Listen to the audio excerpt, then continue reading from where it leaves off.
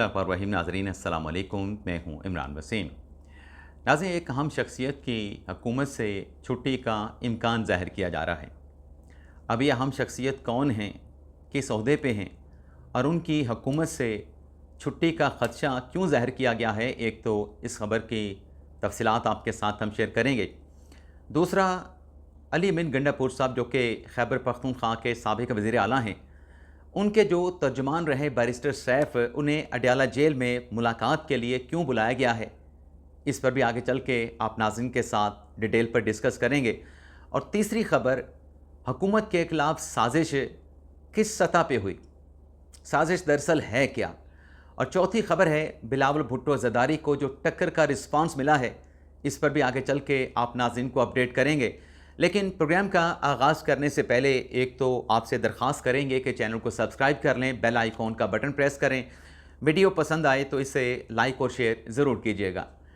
दूसरा नाज़रीन, हमारे व्लॉग की जो ख़बरें हैं उनकी डिटेल पे आने से पहले हम मुख्तसर सी बात करेंगे बड़े मोहतात अंदाज में, क्योंकि आज 10 मुहर्रम का दिन है, यौम अशूरा का दिन है। और आप तमाम नाज़रीन जानते हैं कि आज से कुछ 1400 साल पहले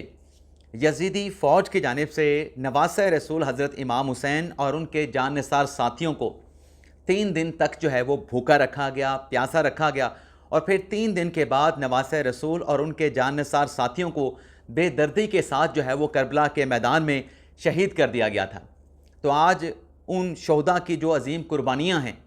उनकी याद में मजालिस अज़ा जो है वो मुनक़्क़द की जाती हैं, जलूस निकाले जाते हैं, लंगर और सबील का अहतमाम किया जाता है। और आज का नाज़रीन जो दिन है 10 मुहर्रम का, जिसमें जैसा मैंने कहा कि जलूस होते हैं, मजालिस होती हैं, लंगर होते हैं, सबीलें होती हैं, आज का ये दिन जो अज़ीम शहदा की कुर्बानियों को याद करने का दिन है, ये हमें दर्स देता है सब्र करने का, इस्तेकामत का, इस्सार का, हक़ गोई का और असूलों पर कायम रहने का। तो अल्लाह करे आज जो मजालस और जो जलूस निकाले जाएंगे तो सिक्योरिटी के बड़े सख्त इंतज़ामात किए गए हैं। तो दुआ यही होगी कि आज का दिन जो है वो पुरअमन तरीके से जो है वो गुज़र जाए और हमें जो दर्स मिलता है 10 मुहर्रम के दिन जो शहदा ने कुर्बानियाँ पेश की थी, उस असूलों पर जो है वो अमल पैरा होने और उन पर चलने के अल्लाह ताला जो है वो तौफ़ीक़ अता फ़रमाए। आमीन सुम आमीन। अब नाज़रीन बात करते हैं, पहले बिलावल वाली खबर डिस्कस कर लेते हैं, मुख्तसर सी डिटेल है। नाज़रीन, कौमी असम्बली में बिलावल भुट्टो ज़रदारी ने ख्वाजा आसिफ साहब को टारगेट किया और फिर बिलावल भुट्टो ज़रदारी ने कहा कि पंजाब में बल्दियाती इंतखाबात नहीं करवाए जा रहे। और शायद बिलावल भुट्टो ज़रदारी साहब ने यह भी इशारा दिया कि फार्म 47 वाला बल्दियाती इलेक्शन पंजाब में नहीं होना चाहिए, फार्म 45 वाला होना चाहिए। अब उस पर ख्वाजा आसिफ साहब ने तो जवाब जो दिया वो उन्होंने महदूद रखा कश्मीर की हद तक। लेकिन जो मुस्लिम लीग नवाज़ के एक और ख्वाजा हैं, ख्वाजा साद रफ़ीक, उनकी तरफ से फिर बिलावल भुट्टो ज़रदारी को मुखातब किए, उनका नाम लिए बगैर मुखातब किया गया और ये कहा गया कि अगर कराची जैसे वहाँ पर बल्दियाती इंतखाबात होने, अगर वैसे लोकल बॉडी गवर्नमेंट के इंतखाबात जो है वो पंजाब में करवाने हैं तो इससे बेहतर है कि पंजाब में बल्दियाती इंतखाबात करवाई ना जाए।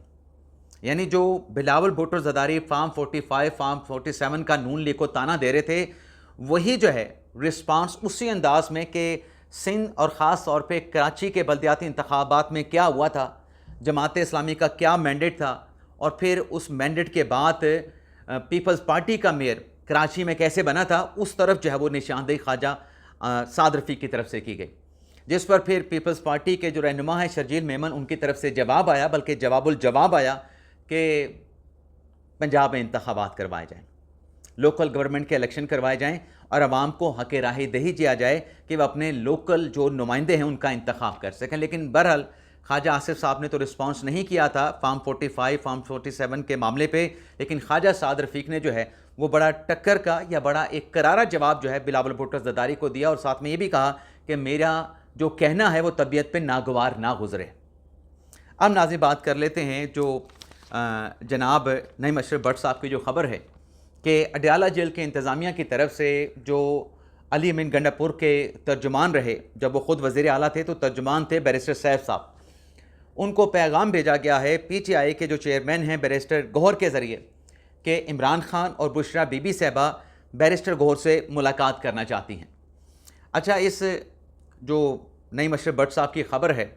بڑے مصدقہ رپورٹر ہیں، کریڈیبل رپورٹر ہیں، اور انہوں نے اپنے ایکس کے اوپر یہ ٹویٹ کر کے بتایا ہے کہ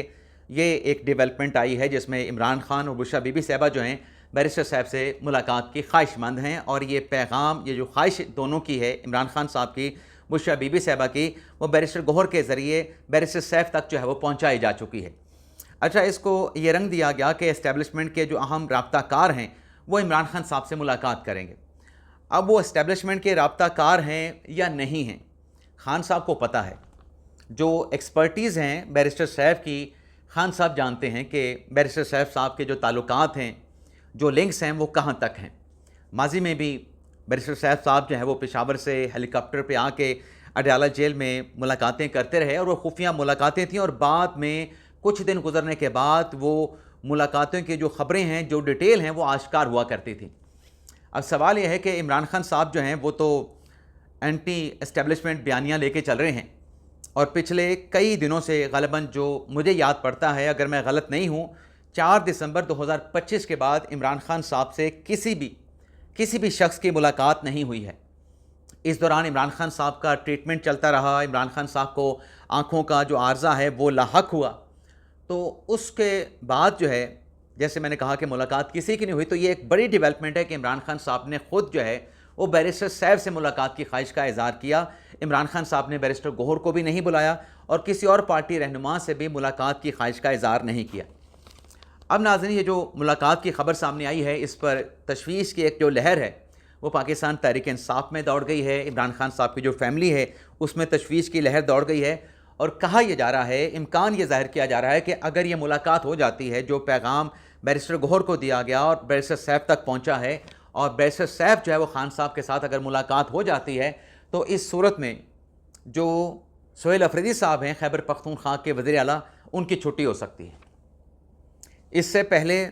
جب بیرسٹر صاحب کی ملاقات نہیں ہوئی تھی، عمران خان صاحب کی بہنوں کی ملاقات ہوتی تھی، یا پھر پارٹی کے سلمان اکمل راجہ صاحب کی ملاقات ہوتی تھی، وکلا رہنماؤں کی ملاقاتیں ہوتی تھیں، تو اندر سے پیغام آیا تھا کہ گنڈا پور صاحب کو فارغ کر دیں۔ اب گنڈا پور صاحب فارغ ہوئے تو ساتھ میں بیرسٹر گوہر صاحب بھی، اپنے بیرسٹر صاحب بھی فارغ ہو گئے، اور آپ کو یاد ہوگا کہ کچھ دن پہلے جو ایک نیشنل ڈائیلاگ کمیٹی بنی ہے، اس نے ایک پریس کانفرنس بھی کی تھی، اور اس پریس کانفرنس میں فواد چودھری صاحب تھے، مولوی محمود صاحب تھے، اس میں عمران اسماعیل صاحب تھے، بیرسٹر صاحب تھے، محمد علی دورانی صاحب تھے۔ ان کی طرف سے نیشنل گورنمنٹ بنانے کا ایک پروپوزل پیش کیا گیا تھا، اور تحریک انصاف سے کہا گیا تھا کہ جو پاکستان نے عالمی سطح پہ ایران امریکہ مذاکرات کر کے جو ایک بڑی کامیابی حاصل کی ہے، بلکہ عمران اسماعیل صاحب کا تو یہ بھی کہنا تھا کہ آج ہمیں پاکستانی کہلوانے پہ فخر ہے جو پاکستان نے ایک سفارتی کامیابی حاصل کی ہے ایران امریکہ کے مابین جو ہے وہ معاہدہ کروا کے۔ لیکن اسی پریس کانفرنس میں بیرسٹر صاحب اور نیشنل ڈائیلاگ کمیٹی کے جو باقی ارکان تھے، ان کی طرف سے تحریک انصاف سے بھی کہا گیا تھا کہ اب آپ مذمت کو چھوڑیں اور مفاہمت کی سیاست کی طرف آئیں۔ تو بیرسٹر صاحب کو عمران خان صاحب کا پیغام جانا کہ وہ ملاقات کرنا چاہتے ہیں، اس سے یہی اشارہ ملتا ہے کہ شاید عمران خان صاحب جو ہیں اس ملاقات کے ذریعے، بشرا بی بی صاحبہ اور عمران خان صاحب جو ہیں اس ملاقات کے ذریعے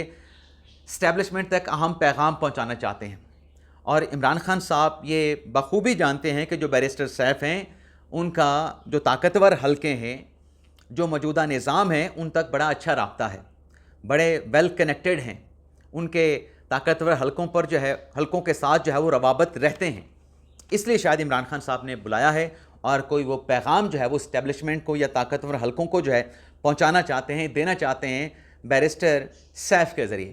لیکن پی ٹی آئی کے لوگ، عمران خان صاحب کی فیملی کے لوگ یہ اندازہ لگا رہے ہیں کہ اگر یہ ملاقات ہو گئی، بیرسٹر صاحب اڈیالہ جیل چلے گئے، تو پھر سہیل افریدی کی خیر نہیں۔ موجودہ سسٹم میں جہاں ایک مرکزی حکومت ہے، صوبائی حکومت ہے، تو اس میں پھر جو وزیر اعلیٰ خیبر پختونخوا ہیں وہ پھر اپنے عہدے پہ نہیں رہیں گے اگر یہ ملاقات بیرسٹر صاحب کی آئندہ آنے والے دنوں میں اڈیالہ میں عمران خان اور بشرا بی بی صاحبہ کے ساتھ ہو جاتی ہے۔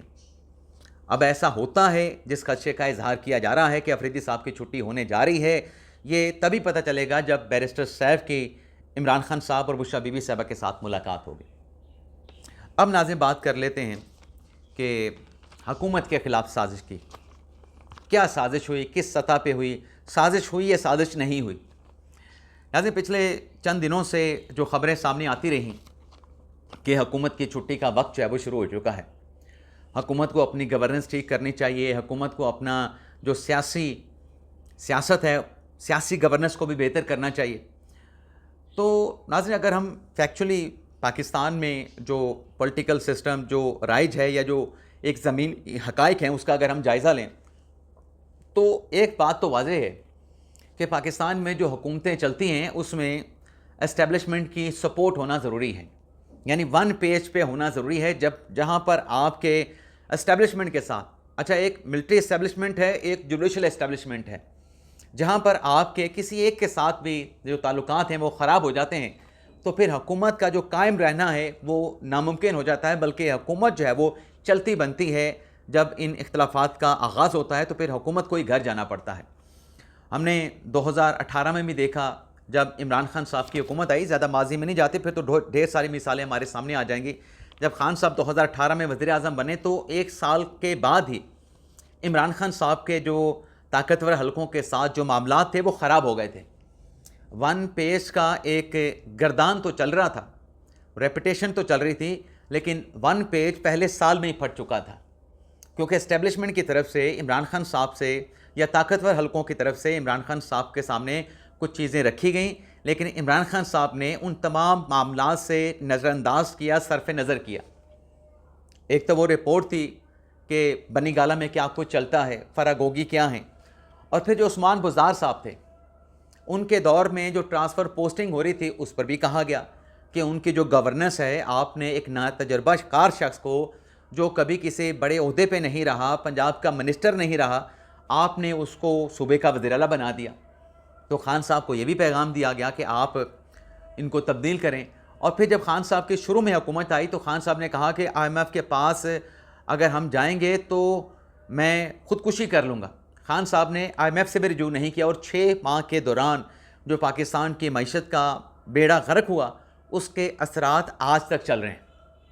آج تک اس کے جو کانسیکوینسز ہیں وہ پاکستان کے عوام اور جو بھی حکومت میں ہوتا ہے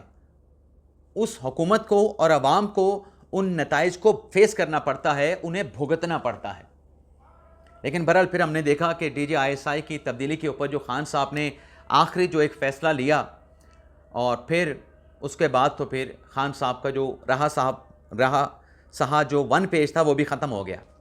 اور عمران خان صاحب کی حکومت کے خلاف جو تحریک عدم اعتماد آئی, جو خان صاحب کے اپنے اتحادی تھے وہ ٹوٹ کے نون لیگ, پیپلز پارٹی یعنی پی ڈی ایم کے ساتھ آ گئے, اور عمران خان صاحب کے خلاف جو عدم اعتماد کی تحریک تھی وہ کامیاب ہوئی.